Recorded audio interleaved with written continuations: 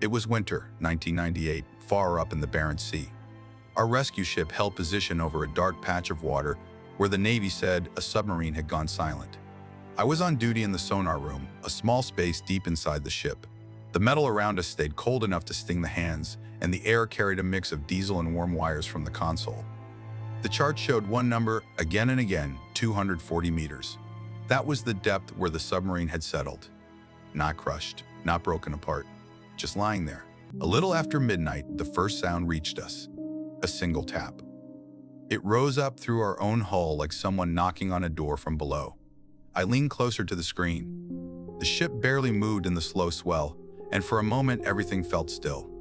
Then came the second tap, same pause, same steady tone. Someone down there was alive and trying to keep calm. The room felt tighter. The warm smell from the machine grew sharper, the same note that would follow us the rest of the operation. A third tap reached us, then silence. And that was when I understood. This night would not leave any of us. Before we start the video, hit the subscribe button to support the channel. It only takes a second. The official record begins the same way every time. It says that Boat 418, known among crews as the Greyfin, left her northern pier for a winter exercise in the Barents Sea.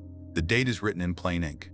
The ship logs use the same calm language they always use, as if cold water and deep pressure are ordinary things. It tells how the boat moved north to join a routine silent running drill. Nothing unusual, nothing risky. Only the kind of work submariners learn to do without thinking twice. It never speaks about how the cold bites the fingers during winter patrols, or how the smell of diesel lingers on a man's clothes long after he leaves the boat. Those things never make it into the clean pages. The records say the submarine carried normal torpedoes for practice and one experimental acoustic device that was supposed to help improve masking signals. It was low power, harmless on paper. We had used similar gear before. The files show a short line about it. Secondary equipment, test only, nothing more. The men on the boat were told it was simple. Most experiments are. But old sailors know that even simple gear can disturb the usual rhythm of a run, especially when sound matters more than sight in the deep. The command expected the Greyfin to follow a sweep along a marked line and then circle toward a mock target group. There is a note about weather being stable, though the temperature on deck was far below freezing. The sea was calm, but the winter light faded early, leaving long hours of darkness. Boats work fine in darkness, but darkness works on people. It changes how they listen to the world, especially down below where the sun never reaches.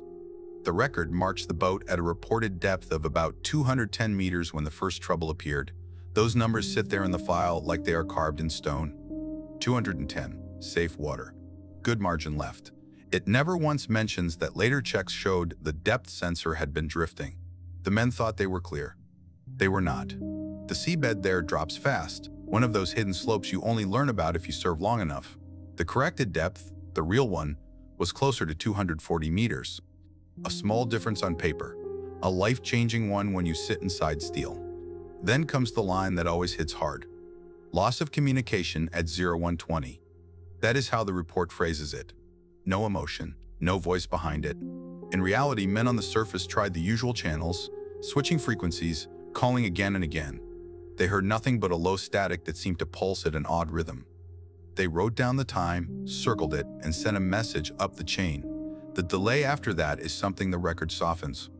It claims the command believed the silence was part of the exercise. That is half true. The other half is that no one wanted to admit a boat might already be in trouble. The file then moves to the moment the Navy accepted that something had gone wrong. It lists how we were ordered out with the rescue ship, a heavy vessel fitted with a decompression chamber, a small rescue capsule on deck, and a crew used to bad nights. I was a sonar technician then.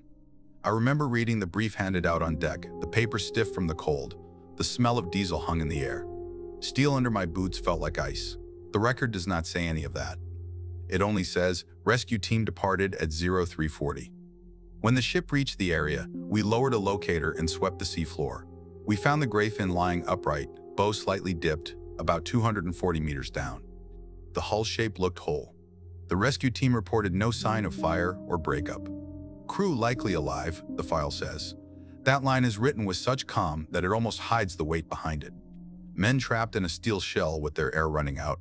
Anyone who has stood watch on a rescue ship knows that feeling. It settles in the stomach and stays there the whole time. The records then describe our first attempts to make contact. They say we tapped on the hull using standard code and received faint replies that matched known signals. They say oxygen calculations showed we had nearly 2 days to work if the crew stayed steady and limited movement. They say divers prepared the rescue gear and checked the rescue capsule, which had not been used in real conditions for a long time. The file describes all these steps with clean structure, one line after another, like a training manual. But on that night, nothing felt calm. The sea had a slow sway that kept pushing the bow of our ship into the wind. The cold crept into the deckboards. Every breath carried a thin, burnt scent from the warm machinery below. The report does not mention the first strange detail we noticed. The tapping seemed slightly too many, not louder or faster. Just more. At the time, we thought it was echo or interference. The official file treats the taps as simple communication, nothing else. It never hints that some of the sonar crew, myself included, thought we counted more strikes than the known number of survivors could make at once. But that part of the story belongs to a later section. In its final lines for the first day, the record claims everything proceeded according to plan. It lists that the rescue operation was in progress, weather stable, hull intact, crew alive. If someone were to read only those lines, they would think the situation had a steady course. They would not feel the unease that filled our ship. They would not hear the faint pattern rising through the hull or notice the way the warm metal smell grew sharper the longer we stayed on station.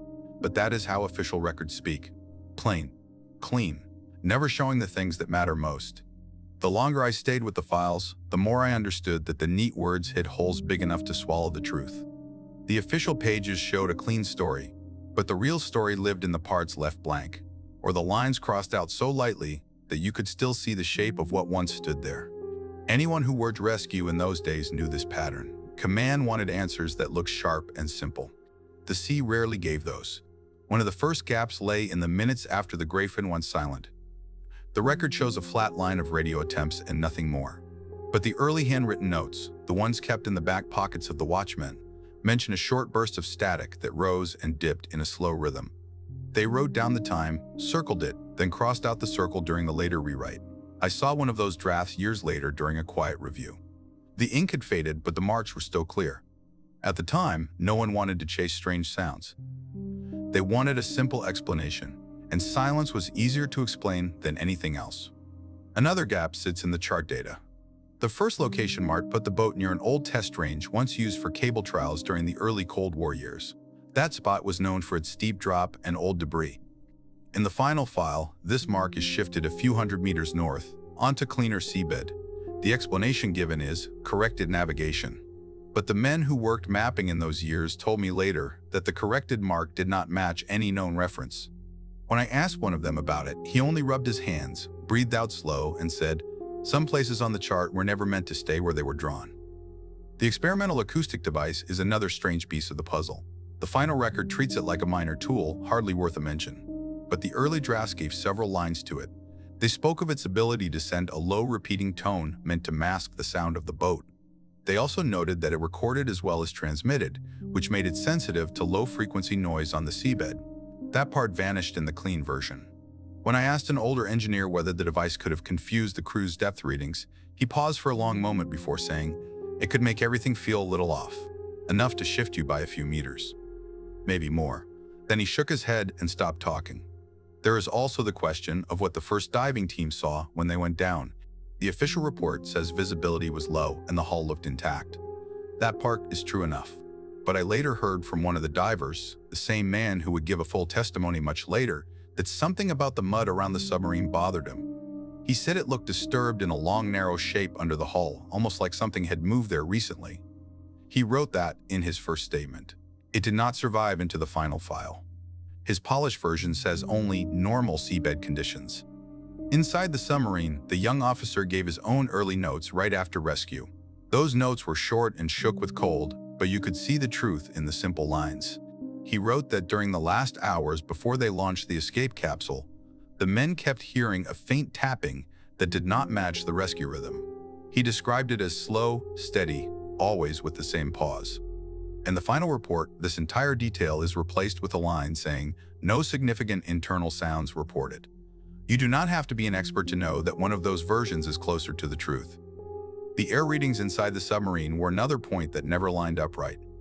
The file estimates oxygen would last around 40 hours if the crew stayed calm, but the survivors insisted the readings in some compartments seemed higher than expected. They said the smell changed from hour to hour, moving from stale to sharp and back again. The doctor who examined them later wrote in her private notes that the scent on their clothes matched something she had smelled only inside old damaged boats, the kind where insulation burned just enough to leave a mark. She wrote these thoughts in a side journal, not in her official report. That journal sat in a sealed folder for many years. Then there are the knock patterns. The final file marks them as normal coded responses from trapped crew. Yet the sonar men wrote something different in their early logs. They wrote that the number of taps sometimes rose higher than the known number of living men inside. They argued about it on deck, trying to explain it away as echo or metal shifting in cold water. But the notes mention that the rhythm stayed steady even when the sea was calm.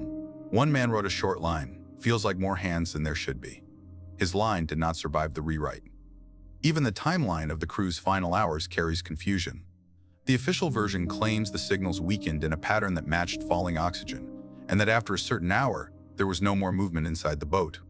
But the raw sonar data, what little I saw during that later review, showed a few faint pulses long after the records say the last man should have lost consciousness. The file that survived calls them instrument noise. The man who recorded them whispered something different to me once on a dark deck. He said, "Noise does not follow steady rhythm." By the time the boat was opened, many details had already shifted to fit a simple story. The records claim no irregularities in the compartment where most bodies were found. But I heard from two men who stood by the hatch that they saw the crew gathered near one bulkhead as if they had moved towards something they heard. That detail never made it into any page. In the end, the files leave a smooth line where a rough story should be. They wipe away the strange knocks, the shifting smells, the odd readings, the move chart marks, and the worries of the men who worked the rescue. They tell a neat tale of a boat lost to a depth mistake. But anyone who lived that night or read the early scraps before they were washed clean knows there was more. And that is where the real story begins to break open. The first hours on the rescue ship passed in a slow strain that worked its way into the bones. We held position over the Greyfin, engines humming at a steady note that you could feel through the deck plates. I stood my watches in the sonar room, then walked the cold deck when I needed air. Every breath brought the same mix of diesel, wet steel, and that faint sharp edge from the warm machinery inside. It clung to clothing, followed us everywhere. Even the divers carried it with them when they came up from the water. Most of the crew tried to stay busy, but men talked during tense nights. Small conversations carry more weight than the words inside them. A boatswain whispered that he had heard taps through the hull even when the sonar room was silent. One of the younger sailors said he felt a slight vibration under his boots at a steady rhythm, like someone slowly working along the metal. He said it once and never again. You could see in his eyes he wished he had kept quiet. I tried to stay focused on the screens, on the careful sweep of sound across the seabed. The depth remained steady at 240 meters, that same number that had followed us since the start. Every time it flashed on the display, I felt something settle heavy in my stomach. Not fear, not yet. Just a sense that the whole night sat balanced on that one point on the chart. The divers began their checks. They moved on deck with slow steps, helmets tucked under their arms, breath rising in the cold. One of them, a man named Chernik, stood apart from the rest. He had dived in worse places, or so people said. He was older than most, broad in the shoulders, and carried himself like the sea owed him answers. When I passed him on the deck, he looked toward the dark water and said, "If they are alive, they will keep their heads still. Panic costs air." He spoke calmly, as if stating a simple truth. But when he walked away, I noticed he kept rubbing the back of his gloved hand across his nose, like he was trying to chase away a smell only he could detect. Later, during the quiet hours, he told me his first dive had shown something strange. Not inside the submarine. He had not reached the hatch yet, but around it. He said the mud looked marked, not smooth, as if something had brushed along the seabed near the hull. He did not claim anything odd. He only said the marks were fresh, sharp-edged, the kind you see after something moves slow and steady in deep silt. He said the darkness down there felt closer than usual. I asked what that meant, and he only gave a small shrug. "Sometimes the water feels heavy," he said. "You notice it if you pay attention." We soon received the first clear account from inside the submarine, given by the young officer who escaped in the later capsule. His voice reached us through a cold, shaking radio link. He spoke slowly, choosing his words, describing the moment the boat struck something on the seabed. He said there was a jolt, unlike anything he had felt before. Not a crash. More like the boat slipped sideways against something solid, then settled hard on the bottom. Alarms sounded. Lights flickered.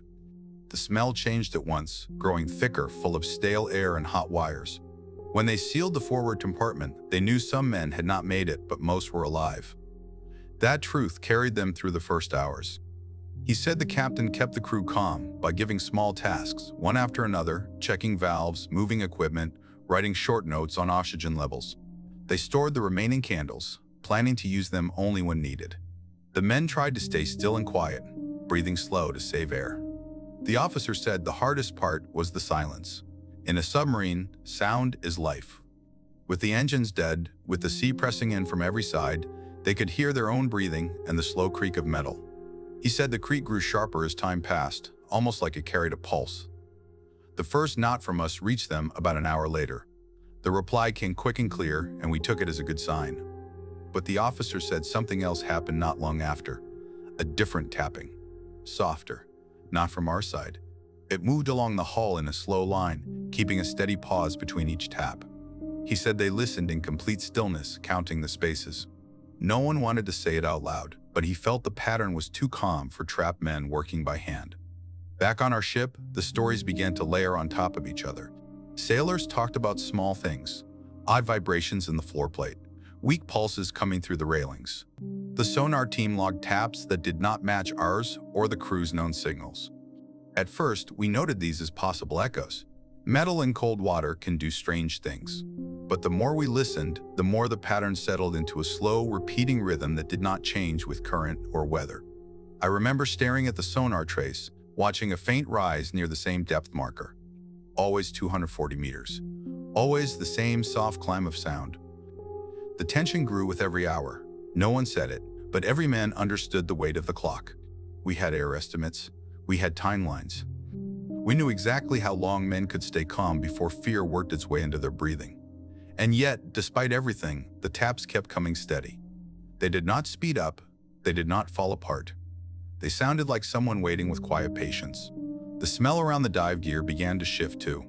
The divers noticed it first. When they opened the lock after a dive, a faint stale scent drifted out, mixed with cold water and something sharper.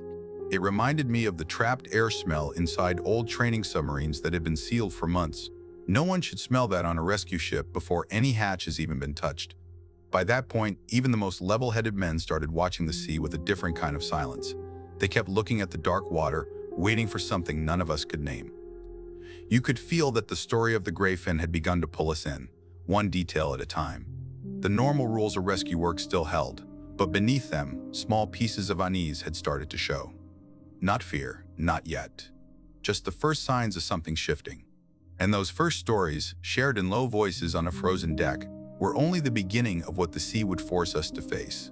By the second day, the rescue ship felt smaller than it had when we left port. Men moved with a quiet edge, carrying tools, checking lines, staring at the sea as if the answers waited on the surface. The cold had settled into everything.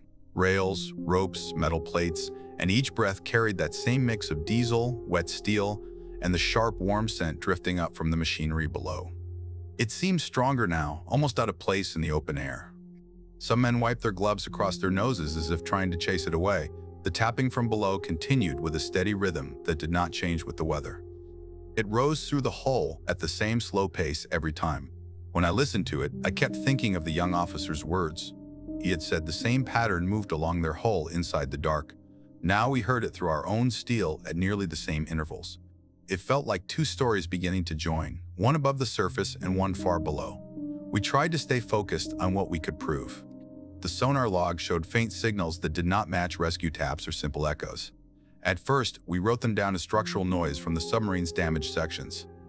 But one of the older sonar men pointed out that the rhythm stayed too steady. Structural noise should drift or break. This one held its pause and its distance, almost like someone using the hull as a long, slow path. None of us said that out loud, but every man in that room felt it. The diver, Chernik, gave his second report after another cold descent. He looked tired, the kind of tired that comes from holding thoughts he did not want to speak. When the officer in charge asked for details, he talked about silt, cables, and visibility. The usual things. But after the room emptied, he stayed behind and spoke to me quietly. He said he had placed his gloved hand on the hull for stability. Through the glove, through all that pressure, he felt a faint tremor. Not the usual vibration of metal under strain. This one came in slow pulses, spaced evenly. It felt like someone tapping from the inside, only softer, almost distant. He shook his head when he told me. It felt like the steel was carrying more than one set of hands, he said. I wanted to tell him it was only nerves, or current, or his own heartbeat. But I had heard the same pattern through our ship not an hour before. The smell around the diving lock deepened during those hours. When divers returned, the air that escaped into the hallway carried a stale note that did not belong above water. It reminded me of the old training boat I had visited years earlier, a submarine that had been closed for months. The smell of trapped air, diesel, and heated insulation. We should not have smelled that until we opened the Greyfin. Yet it drifted through our halls before we had even touched the hatch. The officers in charge tried to keep everything logical. They talked about air pockets, shifting silt, low currents. They did not like loose details. They told us to stick to facts and avoid reading into small, odd things. But the small things kept growing. Every log entry we wrote carried the same depth number, 240 meters. Every report from the trapped crew mentioned the same heavy air. Every diver came back with the same look in his eyes, the look of someone who had seen something he could not explain but could not deny. More stories surfaced during night shifts, the kind sailors only share in quiet corners. A man from the deck crew said he felt a slow vibration through the railings, like a measured pulse moving under the ship. He said it lasted a few seconds and then faded. Another swore he saw a thin line of bubbles rise on the far side of the ship, even though there was no current strong enough to cause it. A third said he heard a soft scrape under the hull during a lull in the wind. Each man said these things once, then never again. Below us, the crew of the Greyfin waited. The young officer's short radio reports reached us in broken bursts. He spoke calmly, but his voice held a strain that grew with each message. He said the men were doing what they could to ration air, keeping movements small, gathering near the center compartments where the pressure held best. He said the captain counted breaths with them, marking time in slow, steady lines. He did not mention the extra tapping until later, but when he finally spoke of it, he described the same slow pattern we heard on our hull. One tap, a pause, another tap. It never changed speed. The rescue officer said it might be stress on the hull, pressure settling the metal. That explanation works when the rhythm varies. This one did not. It stayed calm when everything else tightened. The tension grew not because of one big moment, but because the small details began to join. The same rhythm, the same smell, the same depth number. Each piece on its own could be explained, but together they formed a quiet thread running between our ship and the submarine below. The deeper truth was simple. Everyone on board felt that something had begun to move beyond the clean lines of the official plan. No one wanted to give voice to it. Not yet. Because once you say something out loud at sea during a rescue, you make it real. What we did not know then was that every one of these small patterns, the taps, the smell, the stillness, were leading toward the moment when the story of the Greyfin would turn from a rescue to something far more difficult to understand. The turning point did not come from the sea. It came from a small room on our ship, the kind used for quick interviews after a rescue. The young officer from the Greyfin sat inside, wrapped in blankets, breathing slow as the doctor checked his pulse. His face was pale from the cold descent in the escape capsule, but his eyes were steady. He had the look of a man who had kept others calm for far too long. We had expected a short statement, something simple to guide the next steps of the rescue. Instead, he gave us the kind of account that makes a man sit still and think harder than he wants to. He began by describing the first hours after the impact. The jolt, the alarms, the shift of the hull as the submarine slid down the slope. He said the captain moved quickly, sealing the forward compartment, counting the survivors and checking the air. They settled in the midsection where the pressure felt safest. Men shared small tasks to keep their minds clear.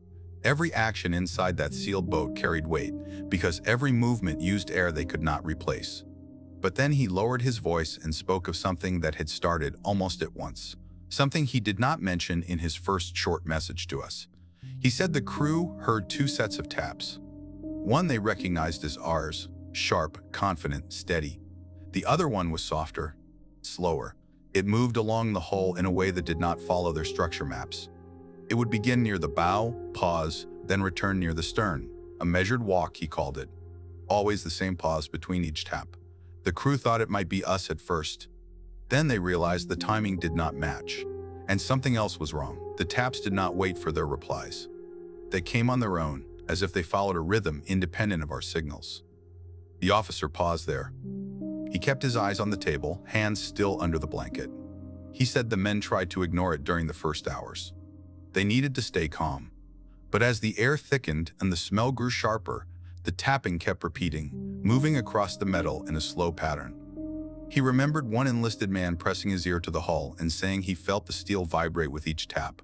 The captain told him to move away and stay focused on their tasks. The depth gauge inside the submarine had started drifting after the impact. The officer admitted he no longer trusted the numbers, but he remembered seeing 240 come up more than once, the same reading we had on the rescue ship. He said the captain whispered it under his breath each time he looked at the gauge, as if saying the number aloud might steady something inside him. After a while, the gauge lights dimmed, but the number stayed in the captain's eyes every time he looked at the wall. The officer told us about their air candles. They used one in the midsection, watching the flame burn small and steady. It gave a little warmth and a thin layer of comfort, but it also sent a sharp scent through the compartment. The smell mixed with the stale air, making the men breathe slower in an effort to calm themselves. That same scent would later drift from the dive lock on our ship, though the two spaces were separated by pressure, distance, and steel. Then he told us about the moment that changed the mood inside the submarine. It was not loud, it was not dramatic. It was a single series of taps that moved from one end of the hull to the other, then paused for longer than usual. The men sat in silence, counting the seconds. Some thought they heard something else between the taps, something soft, almost like a shift of weight on the seabed. He said one man swore he felt the pressure on the floor of the compartment change, like the hull settled unevenly for a moment. The officer said he doubted that claim, but he did not doubt the tapping. No one did. The captain ordered them to stay focused on coded communication with us. He told them the other taps were nothing to worry about, but the officer admitted the captain kept looking toward the bow, as if listening for something deeper than the sound itself. What struck me most was the way the officer spoke. He did not use dramatic words. He did not claim anything beyond what he heard and saw.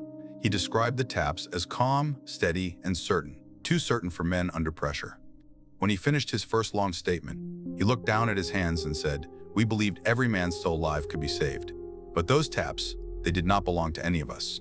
His voice stayed low. He was not trying to frighten anyone. He was only telling the truth as he lived it. That testimony changed the rescue. The officers outside the room began speaking in tight voices. They said we should focus on structural sounds, avoid distraction, keep our operations clean. But those of us who had heard the taps through our own hull could no longer treat them as background noise. The young officer had confirmed what we already suspected. The pattern did not start with us or with panic. It started down there in the dark, even before they answered our first signal. And from that moment on, every decision we made carried the weight of that calm, steady rhythm rising up through the steel. The young officer stayed in that quiet room for a long while. The doctor checked on him now and then, but mostly he spoke in a slow, steady voice, telling us the parts he had held back earlier. You could tell these were the things he had not meant to say at first, the things men keep inside until the pressure becomes too much. He looked tired, but he did not look confused. He spoke like someone trying to place each truth carefully where it belonged. He said the strange tapping did not stay outside the hull. After the first night, some men claimed they heard it under the deck plates as well, like a slow pulse rising through the floor. One sailor, a quiet man from the engine section, pressed his hand to the metal and pulled it back fast, as if the steel itself had spoken to him. He told the officer he felt a faint tremor, spaced evenly, the same rhythm we had logged on our ship. No one mocked him. Not in those conditions. When air grows thin and time grows short, men learn to respect the senses of others. The officer paused there, rubbing his thumb across his palm as if remembering the cold metal inside that trapped boat. Then he said the smell had changed with time. It began as stale, then grew thick, then sharp in a way he could not describe. The men noticed it too. One said the air near a certain bulkhead felt heavy, almost warm, even though the rest of the boat was cold. Another swore he caught a hint of diesel stronger than it should have been. They checked for leaks and found none. The captain told him to stay calm, but the officer admitted he could smell the difference himself. It grew stronger when the tapping came closer. He spoke about the men crowding near the center compartment as the hours passed. They tried to stay still to save air, but their eyes kept turning toward that one bulkhead. Something in the steel seemed to hold their attention. They said they felt small shifts in the floor, tiny changes in pressure, like someone walking slowly on the outside. The officer said he tried not to believe that. He kept telling them it was only the hull settling, but the truth slipped through his voice when he said it. He did not believe his own words then, and he did not believe them now. There was another detail, one he hesitated over. He said the crew used a small lamp when the power dropped. In that dim light, shadows moved across the curved walls in ways that made some men uneasy. Not quick movements, not panic, just slow fades of shape and dark, as if something outside shifted the thin light inside. He said they tried to ignore it. A trapped crew must keep order.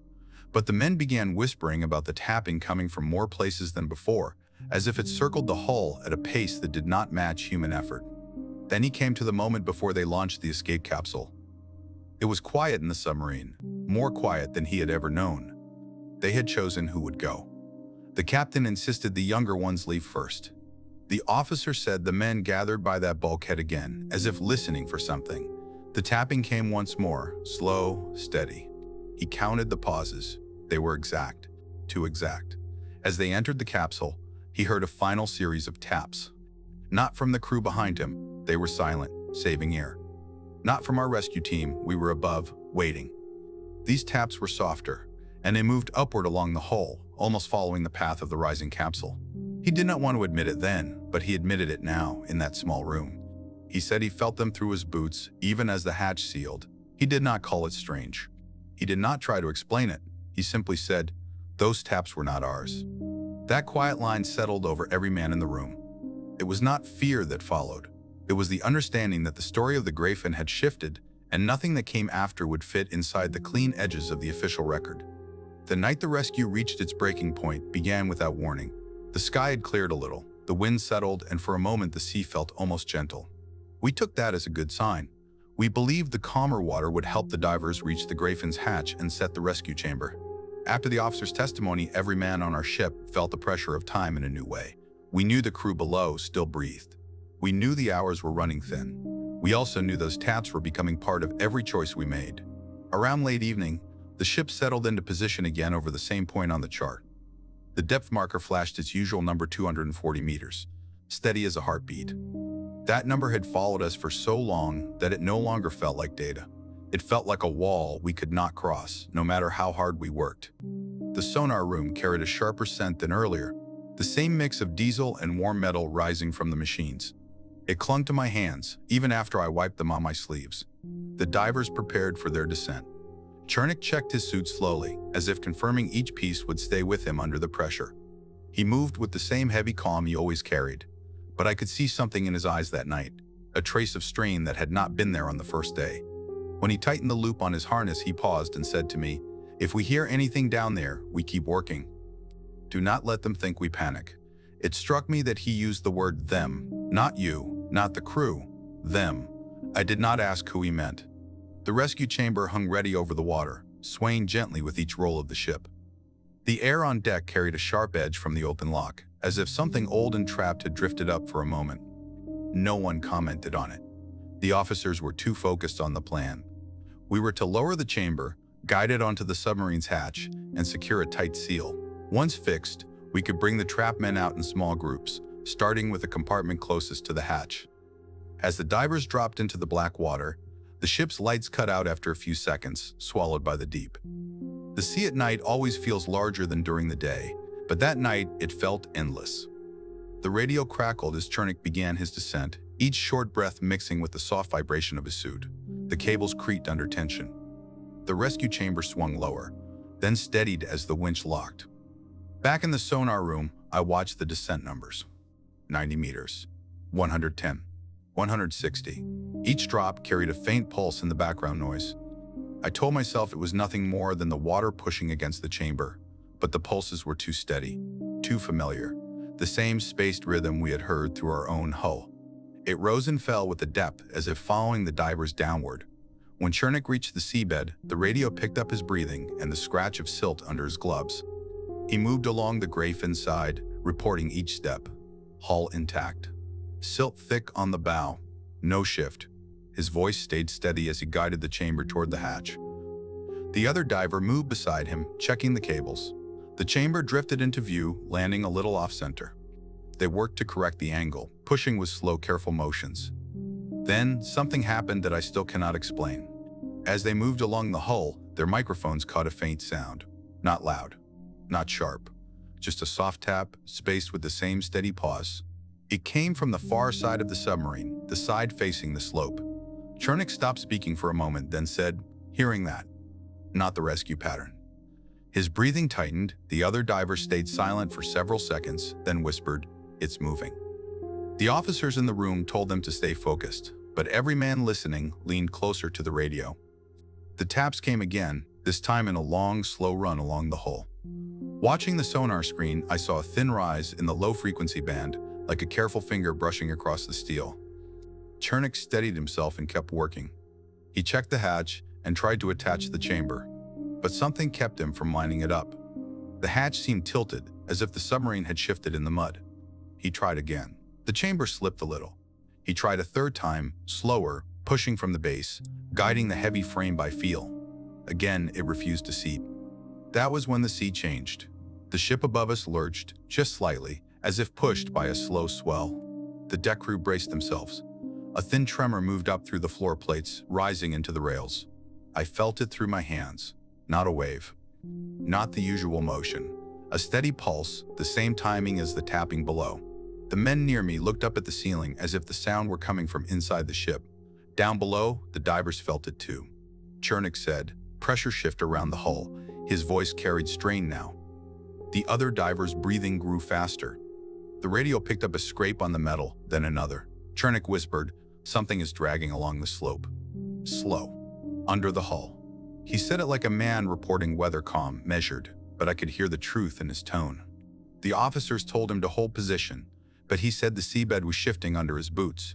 Mud giving way, he said. Not natural drop. Something pulling it. The rescue chamber swayed. The cables tightened and groaned. The winch operator shouted that the load was drifting offline. The deck crew fought to steady it, but the chamber kept sliding a few centimeters at a time, as if the water itself carried a slow current that did not match the sea above. Chernik tried to guide it back. He spoke in short breaths, describing what he felt through his gloves. Silt moving, hull vibrating, same rhythm. He tapped once on the hull to signal the crew inside, but the response did not match. Instead, a soft series of taps echoed through both diver microphones at the same slow pace that had followed us from the start. Then the chamber jerked sideways, the cable straining. A metal bracket snapped on deck. Men shouted. The winch groaned as if something had tugged from below. The chamber twisted, swung out of position, and nearly struck the submarine's bow. Chernik shouted for the other diver to move. The radio filled with static and short bursts of breath. For a moment, everything held in a strange stillness. No one spoke. Not the divers, not the officers, not the men in the sonar room. The tapping stopped. The sea fell completely silent. Then the slope under the submarine shifted, just a few centimeters. Enough for Chernik to feel it through his boots. Enough for the chamber to tilt once more. Enough to break the last sense of control we had. He said only one line before the radio cut for a moment. Something is moving under her. And with that, the rescue crossed a line that none of us could step back from. The radio came back with a thin crackle, just enough for us to hear breathing and the slow grind of metal. Chernik sounded tight, but steady. He said the submarine had shifted again, only a little, but enough for him to feel the weight change under his boots. The other divers stayed quiet, except for short breaths. They were both holding the hull now, waiting for the slope to settle. In the sonar room, the faint tapping returned. Not loud, not rushed, just the same slow rhythm, climbing from somewhere below the submarine and spreading through our own steel deck like a pulse. Men stopped what they were doing. No one moved. It felt like the sea itself was leaning close. Then the young officer's last message from inside the submarine reached us through the narrow link his capsule had left behind. A short, weak transmission. Only a few words. He said the men inside were gathered near the mid-bulkhead, listening. He said they felt the floor shift under them. He said the tapping had come right beneath their feet, slow as ever. They had answered once with their own knocks, but nothing came back except that same steady pause. The divers made their final attempt to guide the rescue chamber. They pushed hard, using their full weight, but the chamber slid again, tilting toward the bow. Chernik shouted for the operator to lift. The winch whined. The cables tightened. For a moment, the chamber hung still, and then we heard it.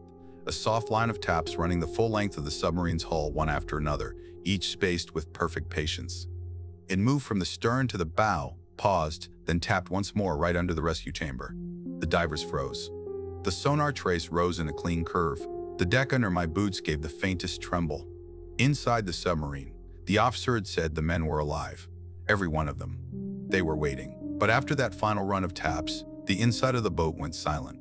Chernik's voice came once more, low and strained. No movement inside. No reply. A few seconds passed. The chamber lifted free. The slope settled. The tapping faded into the deep-like breath, leaving a body. That was the last moment when anyone could say the crew below was surely alive. When the hatch was finally opened, the sea was calm, and the cold cut straight through clothing.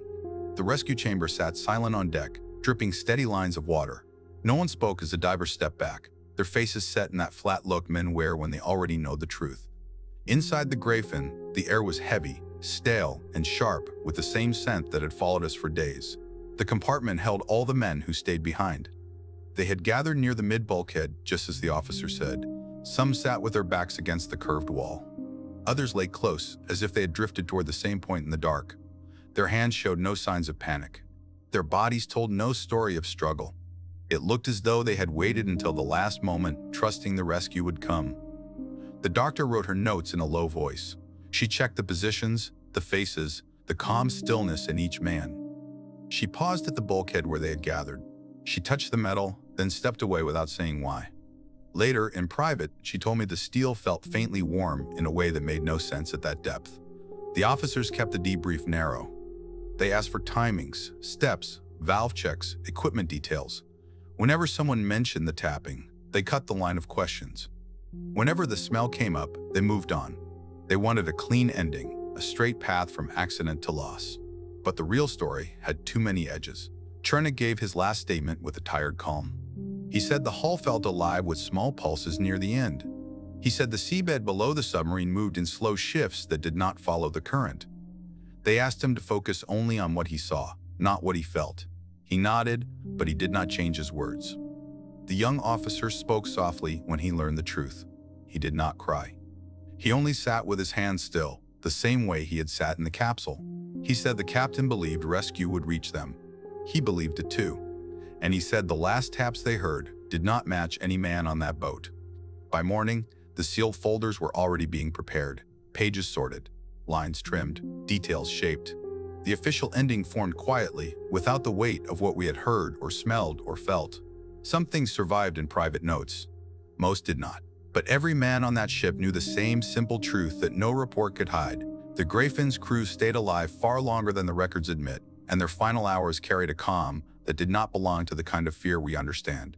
The sealed material came out only during a quiet review months later. Nothing dramatic.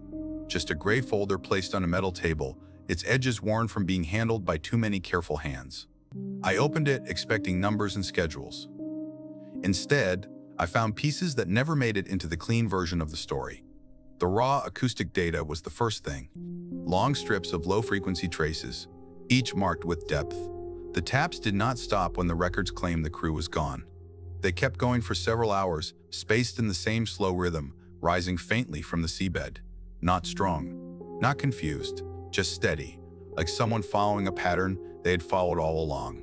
Another sheet showed early log entries with hand-drawn notes beside them, a small circle around the depth reading, a question mark beside the line that claimed the tapping matched crew signals, a faint underline under the description of stale air. It was clear someone had tried to point at these details before they were scrubbed into clean text. Chernik's first written report had a small section crossed out, but the scratch marks were light enough to read through. He had written, "Movement under hull felt like slow steps." The final version replaced it with seabed shift, a simple change, a different story. There were the doctor's private notes too, short lines, tight handwriting. She wrote that several of the men looked as if they had leaned forward in their last moments, as if listening. She did not suggest why, she did not try to explain it. She only wrote the simple truth of what she saw. One envelope held a brief message from the young officer, written after his final debrief. He apologized for not saving more men, Then he added one line. The last taps followed us as the capsule rose. Nothing before it. Nothing after. None of these pieces proved anything. They did not build a clear answer. They simply made it harder to believe the surface story we had been given. When I closed the folder, the room felt very still. The quiet held a weight I recognized. The same weight we felt on the rescue ship, standing above the Greyfin while the sea carried sounds we could not explain. Those sealed notes did not change the official record. They only showed what the sea had already told us in its own slow way. I went back to sea years later, not for duty, just for work that kept me close to the water. One quiet night, the ship drifted on a gentle swell while I checked a small sonar set on the bridge. The air carried a thin scent of diesel from the engine room, nothing unusual, yet it brought the memory of that trap boat straight to me. The screen showed an old ridge below us, nothing special, barely 240 meters deep. I watched the numbers without thinking. Then the steel under my hand gave a light tremble. Soft. Even. A single tap rose through the deck, followed by another after the same calm pause. No one else noticed. The crew slept. The sea looked empty. I stood there, listening to that slow rhythm fade into the water, the way a voice fades when someone steps into another room. It left the metal cold again, but the silence after it carried the same weight I remembered from the Greyfin. Some things the ocean returns in pieces. Some things it keeps. And some things it only reminds you of once, when no one else is there to hear. If you like this video, give it a thumbs up. And for more amazing horror stories, just click the one showing right now on your screen.